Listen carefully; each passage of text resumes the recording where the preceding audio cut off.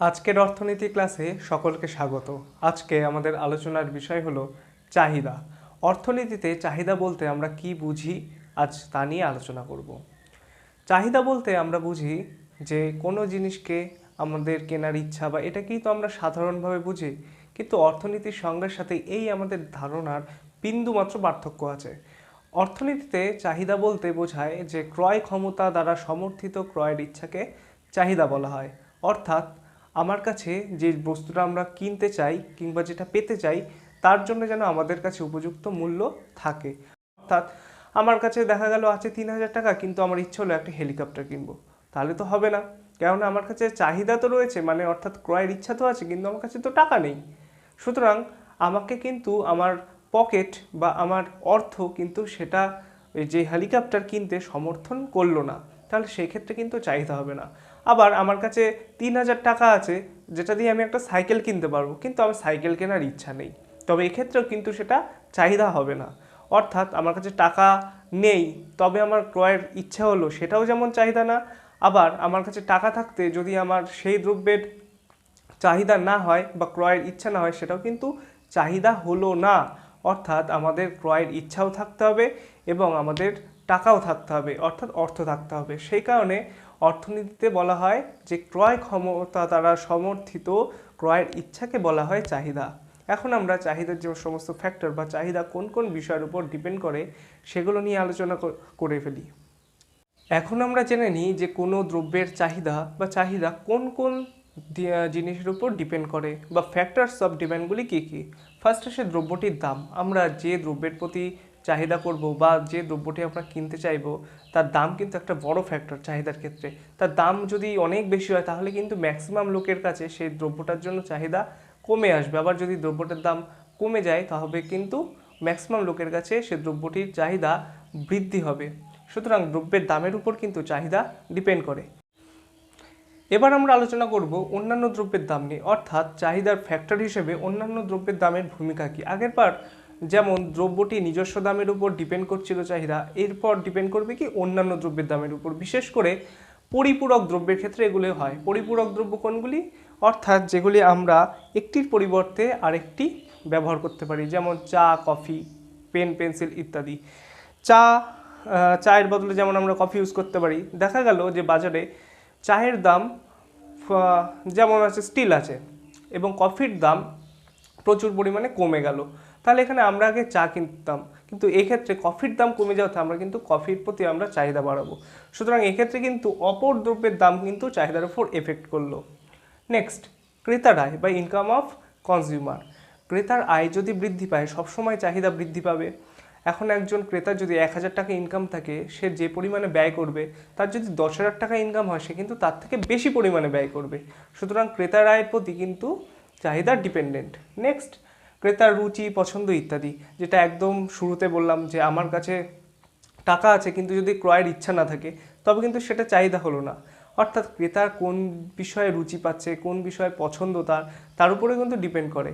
দেখা গেল একটি দ্রব্যের দাম 10 লক্ষ টাকা। এবার সে ক্রেতার কাছে 10 লক্ষ টাকা আছে, কিন্তু সে জিনিসটা কেনার প্রতি আগ্রহী নয়, সে তার থেকে কম মূল্যবান জিনিসের কেনার প্রতি আগ্রহী। সুতরাং এক্ষেত্রে কিন্তু তার রুচি পছন্দ অপেক্ষাকৃত লোয়ার কজের যে বা লোয়ার প্রাইসের যে জিনিসগুলি সেইগুলি কিনতে তাকে আকৃষ্ট করলো।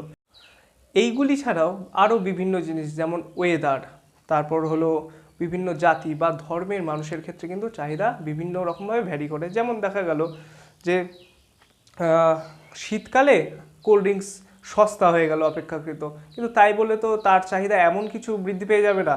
সুতরাং ওয়েদার বেসিসে কিন্তু চাহিদা ভ্যারি করে। গরমকালে যে পরিমাণে কোল্ড ড্রিঙ্কসের চাহিদা থাকে, নিশ্চয়ই শীতকালে তার থেকে কম থাকে। এইভাবে কিন্তু আমরা চাহিদা যে সমস্ত বিষয়ের উপর ডিপেন্ড করে, আমরা কিন্তু সেগুলি পাই।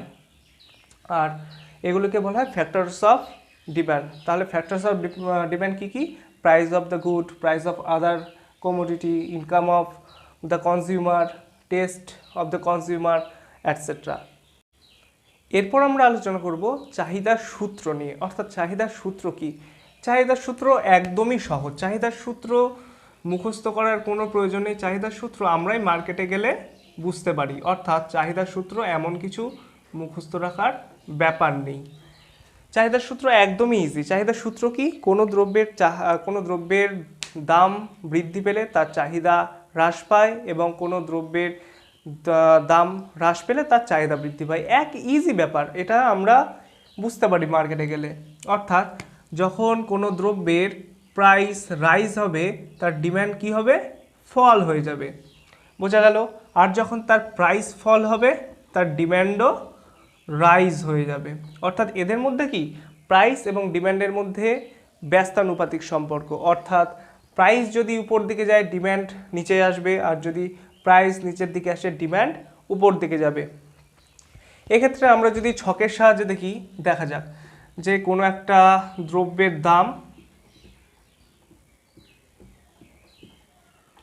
দ্রব্যের পরিমাণ,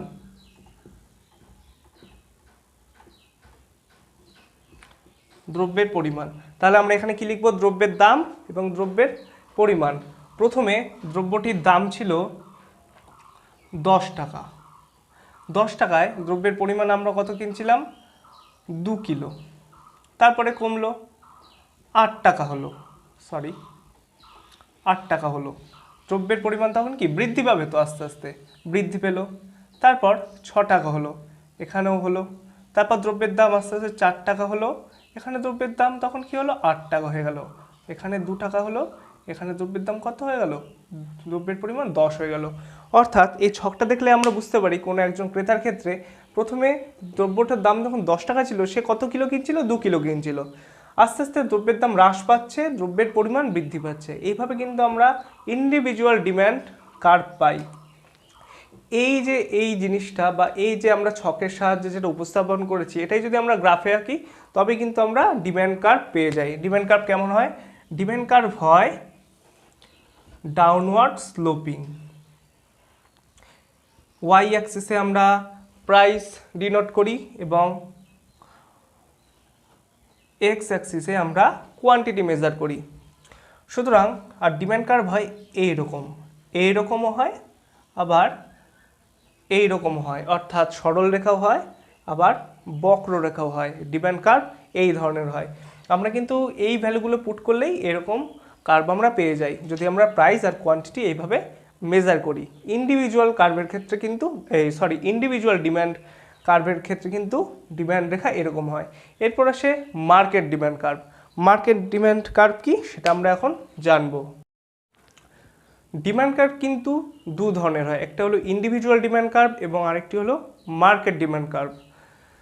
ইন্ডিভিজুয়াল ডিম্যান্ড কার্ভ তো আগের বার আমরা দেখলাম এরকমই হয়, মার্কেট ডিম্যান্ড কার্ভও কিন্তু এরকমই হয়। শুধু তফাৎ কি, market demand curve individual demand কার্ভের থেকে ফ্ল্যাটার হয়, সেটা আমরা এখন দেখব।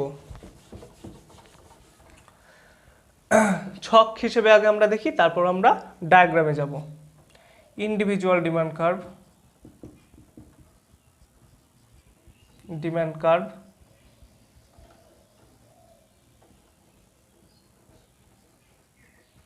আর এখানে মার্কেট ডিম্যান্ড কার্ভ।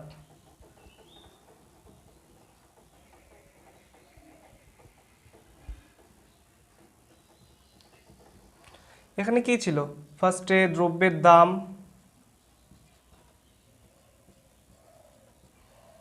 আর পরিমাণ।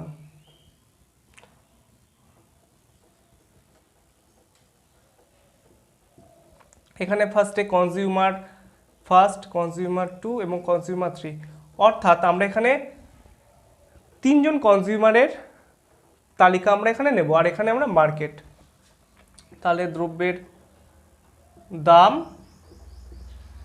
আর দ্রব্যের পরিমাণ। অর্থাৎ আমরা দেখব এখানে যে আমরা ইন্ডিভিজুয়াল ডিম্যান্ড কার্ভ থেকে কিভাবে মার্কেট ডিম্যান্ড কার্ভ পাই। তাহলে ফার্স্টে এখানে কত ছিল? দ্রব্যের দাম 10 টাকা, 8 টাকা, 6 টাকা, 4 টাকা, 2 টাকা। এইখানে কি হলো, কনজিউমার ক্ষেত্রে ফার্স্টে সে কত কিনছিল? ধরুন 7 কিলো কিনছিল, তারপর সে আস্তে আস্তে পরিমাণ বাড়াচ্ছে 8 kilo, 9 kilo, 10 kilo, 11 kilo. C2 বা কনজিউমার 2 ফার্স্টে কত কিলো কিনছিল? 2 কিলো, তারপর কিনলো 4 কিলো, তারপর কিনলো 5 কিলো, 6 কিলো, 7 কিলো, এইভাবে সে বাড়াচ্ছে। কনজিউমার 3ও ফার্স্টে 4, তারপর 6, তারপর 8, 10, 12। অর্থাৎ কনজিউমার ডিমান্ড কত ছিল এক একজনের? এনার যেমন ছিল যে 7, 8, 9, 10, 11। অর্থাৎ কনজিউমার একের ক্ষেত্রে কিন্তু ডিমান্ড কার্ভ তার এই পর্যন্তই। কিন্তু এবার যখন আমরা দ্রব্যের পরিমাণ অর্থাৎ মার্কেট ডিমান্ড কার্ভ আঁকবো, তখন আমরা এগুলি প্লাস করে দেব,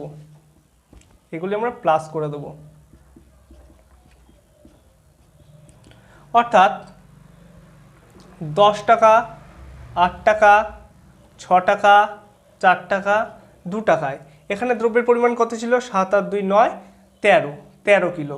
নেক্সট 4 আর 6 10, 18 কিলো।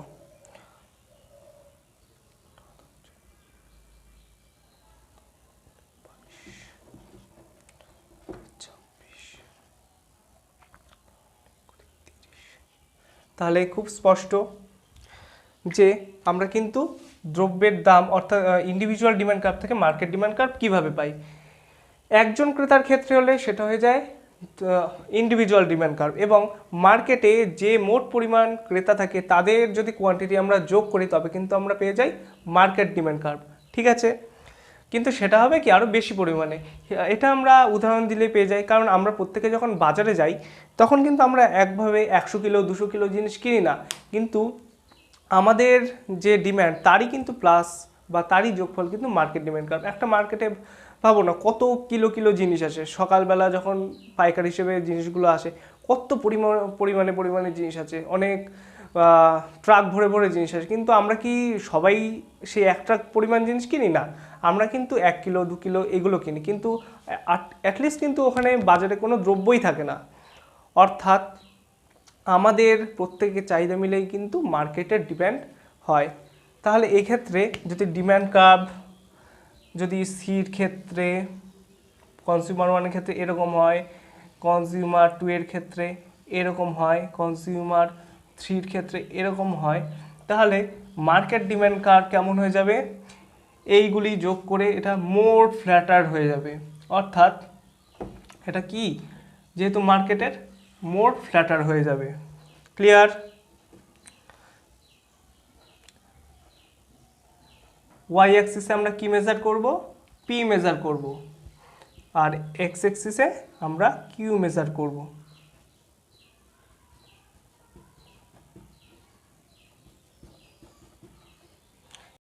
তাহলে আমরা এইভাবে ছকের মাধ্যমে এবং গ্রাফিক্যালি মার্কেট ডিমান্ড পাই ইন্ডিভিজুয়াল ডিমান্ড কার্ভ থেকে। অর্থাৎ এটা মনে থাকবে, ইন্ডিভিজুয়াল কার্ভ থেকে বা ইন্ডিভিজুয়াল ডিমান্ড কিন্তু প্লাস করেই কিন্তু আমরা মার্কেট ডিমান্ড পাই। যেখানে ক্লিয়ার, এখানে দ্রব্যের দামে কনজিউমার 1-এর ক্ষেত্রে এরকম ছিল, 2-এর ক্ষেত্রে এরকম ছিল, 3-এর ক্ষেত্রে, যেগুলো আমি তুমি আমরা যারা সিঙ্গেল কনজিউমার। আর এরপর আসে কি দ্রব্যের দাম, অর্থাৎ মার্কেটের চাহিদা কত। মার্কেটে 10 টাকায় বিক্রি হচ্ছে 13 কিলো, 8 টাকায় বিক্রি হচ্ছে 18 কিলো, 6 টাকায় বিক্রি হচ্ছে 22 কিলো, এইরকম বোঝা গেল। সেরকম প্লাস করলে আমরা কিন্তু এখানে মার্কেট ডিমান্ড কার্ভ পাই। বোঝা গেল? এইটা হলো কনজিউমার 1-এর ক্ষেত্রে, কনজিউমার 2, কনজিউমার 3-এর ক্ষেত্রে, এবং এটি হলো মার্কেট ডিমান্ড কার্ভ।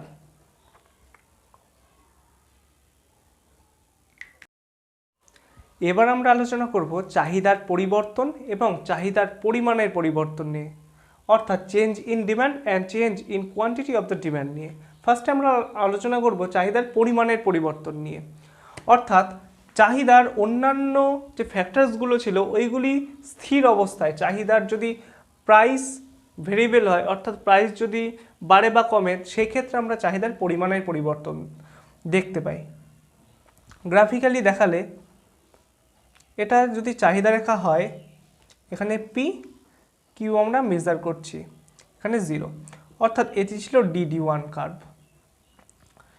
আমাদের ফার্স্টে পি ধরে নিই এখানে ছিল এবং কিউ ছিল এখানে, এখানটা ছিল P1, এটা Q1 ধরে নিই। এরপর প্রাইস অর্থাৎ দ্রব্যের যে প্রাইস সেটা যদি বাড়ে তবে কিন্তু কোয়ান্টিটি কমে যাবে, এটা ধরে নিই P2, Q2, এবং যদি দ্রব্যের দাম কমে যায় তবে কিন্তু দ্রব্যের চাহিদা বেড়ে যাবে, এটাকে আমরা ধরি P3, Q3। অর্থাৎ এক্ষেত্রে কি চাহিদার পরিমাণের পরিবর্তন ঘটলো, চাহিদার যে ডিমান্ড কার্ভ ওটা কিন্তু একই থাকলো, কিন্তু চাহিদার দামের কারণে চাহিদার পরিমাণের পরিবর্তন ঘটলো। এবার দেখা যাক চাহিদার পরিবর্তন। চাহিদার পরিবর্তনের ক্ষেত্রে কিন্তু প্রাইস স্থির থাকে এবং অন্যান্য যে ফ্যাক্টরসগুলো থাকে ওইগুলো ভেরিয়েবল করে বা ওইগুলো ভেরিয়েবল হয়। এক্ষেত্রে ফার্স্টে চাহিদা ছিল 80, উপরে পি এবং কিউ, ডিডি 0, প্রাইস ছিল 80, ধরে নেওয়া যাক P1 এবং ডিমান্ড ছিল Q1। এরপর প্রাইস যেহেতু কনস্ট্যান্ট, প্রাইস এখানেই থাকবে। অন্যান্য দ্রব্যের প্রভাবে যদি বা অন্যান্য ফ্যাক্টরসগুলির প্রভাবে যদি আমার কোয়ান্টিটি বেড়ে যায় বা আমার যদি চাহিদা বাড়ে দ্রব্যটার প্রতি, তবে কিন্তু এইখানে আসবে আমার চাহিদা, অর্থাৎ এইখানে কিন্তু আমাদের চাহিদা রেখা শিফট করবে। এখানে আমাদের চাহিদা রেখা শিফট করবে, যেটা আমরা DD1 বা D1 দিয়ে ধরতে পারি। ধরা যাক এখানে আমাদের ইনকাম অর্থাৎ ক্রেতার ইনকাম বৃদ্ধি পেয়েছে, তখন তার নিশ্চয়ই চাহিদাও বাড়বে। চাহিদা বাড়লে সে এই ডিমান্ড কার্ভ থেকে কিন্তু অন্য ডিমান্ড কার্ভে শিফট করে যাবে, কেননা তার চাহিদা বৃদ্ধি পেয়েছে। কিন্তু প্রাইস যেহেতু কনস্ট্যান্ট, সেই কারণে তার চাহিদা বৃদ্ধি পেলেও প্রাইস একই থাকবে। কিন্তু এক্ষেত্রে যদি দ্রব্যের বা এক্ষেত্রে আমরা Q2 লিখতে পারি, কিন্তু যদি ক্রেতার আয় কমে যেত তখন তো সে নিজস্ব যে আগের চাহিদা ছিল সেটাও রাখতে পারবে না ধরে, তখন সে তার চাহিদা কিন্তু কমে যাবে, তখন সে এই প্রাইসে সে জিনিসটা কিনবে। অর্থাৎ তখন তার ডিমান্ড কার্ভ হতো এটি, অর্থাৎ D3, অর্থাৎ এটা তোমরা বুঝতে পারলে চাহিদার পরিমাণের পরিবর্তনের ক্ষেত্রে কি হয়, দ্রব্যের দাম কিন্তু ভ্যারি করে, আর দ্রব্যের অন্যান্য যে অর্থাৎ চাহিদার অন্যান্য যে ফ্যাক্টরগুলো ছিল ওগুলো স্থির থাকে। এক্ষেত্রে দ্রব্যের দামের বাড়ার কিংবা কমার কারণে দ্রব্যের চাহিদার পরিমাণের পরিবর্তন হয় এবং সেটি একই কার্ভের মধ্যে হয়, অর্থাৎ সে কিন্তু কার্ভ চেঞ্জ হয় না। কিন্তু দ্রব্যের চাহিদার পরিবর্তনের ক্ষেত্রে কি হয়, এক্ষেত্রে কিন্তু প্রাইস অর্থাৎ দ্রব্যের দাম স্থির থাকে এবং বাকি যে ফ্যাক্টরসগুলো ছিল সেগুলো ভ্যারি করে। যেমন ফার্স্টে ক্রেতার আয় বাড়ায়, সেটা কি হয়ে গেল, D1 কার্ভে শিফট করে গেল, আর আয় কমার ফলে সেটি D3 কার্ভে শিফট করে গেল। এক্ষেত্রে কিন্তু সে একই চাহিদা রেখায় থাকলো না, সে কিন্তু ডান দিকে এবং বাম দিকে কার্ভটি শিফট করলো, অর্থাৎ নিজের চাহিদা শিফট করলো। তাহলে চাহিদার পরিমাণের পরিবর্তনের ক্ষেত্রে কি হয়, দ্রব্যটির চাহিদার যে রেখা বা DD1 এর মধ্যেই সে সীমাবদ্ধ থাকে, জাস্ট পরিমাণটা চেঞ্জ হয়, কিন্তু চাহিদার পরিবর্তনের ক্ষেত্রে টোটাল ডিমান্ড কার্ভটাই চেঞ্জ হয়ে যায়, অর্থাৎ ডিমান্ড কার্ভ শিফট হয়ে যায়। তাহলে আজকে আমরা কি জানলাম, চাহিদা কি বা অর্থনীতির ভাষায় চাহিদা কি, চাহিদার ফ্যাক্টরসগুলো কি, তারপর চাহিদার সূত্র কি, মার্কেট ডিমান্ড এবং ইন্ডিভিজুয়াল ডিমান্ড কি বা ব্যক্তিগত চাহিদা রেখা, এবং মার্কেট যে চাহিদা রেখা বা বাজার চাহিদা রেখা কি, এবং চাহিদার পরিবর্তন, চাহিদার পরিমাণের পরিবর্তন আমরা আজকে জানলাম, অর্থাৎ চাহিদার বেসিকটুকু কিন্তু আজকে আমরা জানলাম। এরপরে আমরা আলোচনা করব চাহিদার সূত্র কেন কার্যকরী হয় এবং তার ব্যতিক্রমগুলি কি ইত্যাদি আরও অনেক বিষয়ে। তোমরা সাথে থেকো। আজকের ক্লাস এই পর্যন্ত।